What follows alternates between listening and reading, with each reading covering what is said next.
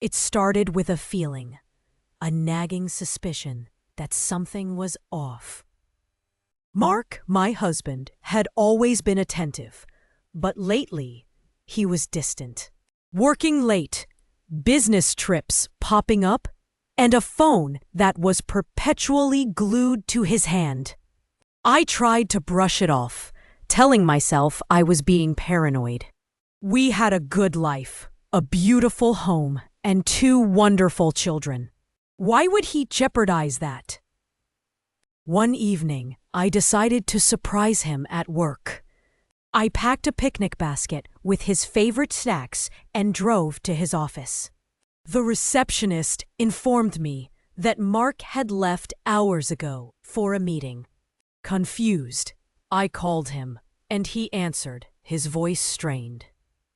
He said he was still in a meeting, but I could hear background noise that didn't sound like an office. It sounded like laughter and music. That night, I couldn't sleep. I tossed and turned, replaying the events of the day in my head. The next morning, I did something I never thought I would do.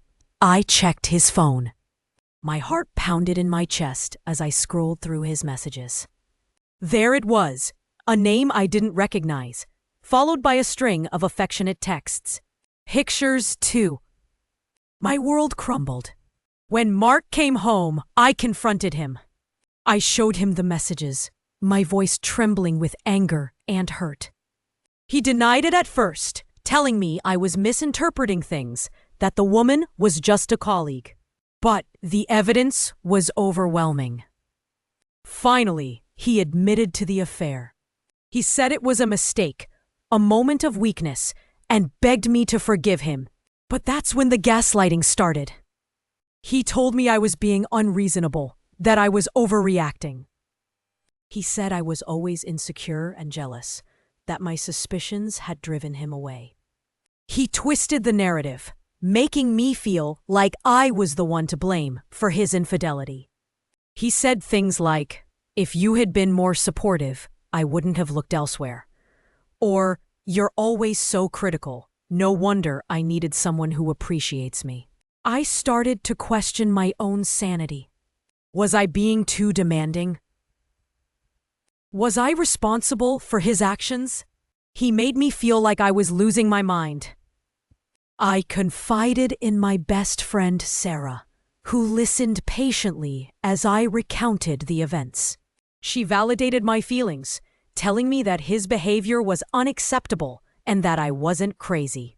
Sarah helped me see through his manipulation and regain my sense of self. I knew I couldn't stay in a relationship where I was constantly being gaslighted. I decided to separate from Mark. It was the hardest decision of my life, but I knew it was the right one for my well-being. I moved into a small apartment and started rebuilding my life. It wasn't easy, but with the support of my friends and family, I slowly started to heal.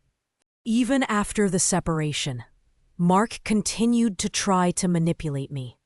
He would call me, saying he missed me and the kids, but then he would subtly blame me for the breakup.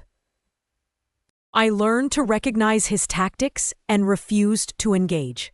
I set boundaries and focused on my own healing and the well-being of my children. The divorce was finalized a year later. I was finally free from his control. I started therapy to deal with the emotional trauma I had experienced.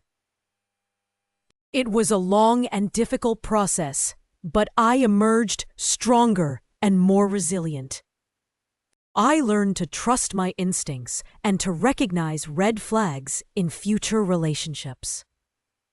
I focused on building a healthy and fulfilling life for myself and my children. However, one question lingered. Who was this woman?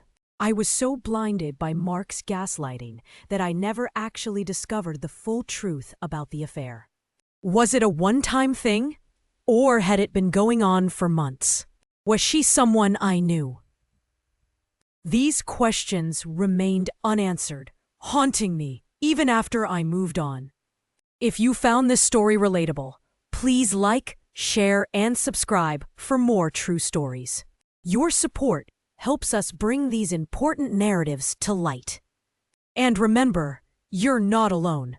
There are resources available to help you if you're experiencing gaslighting or abuse.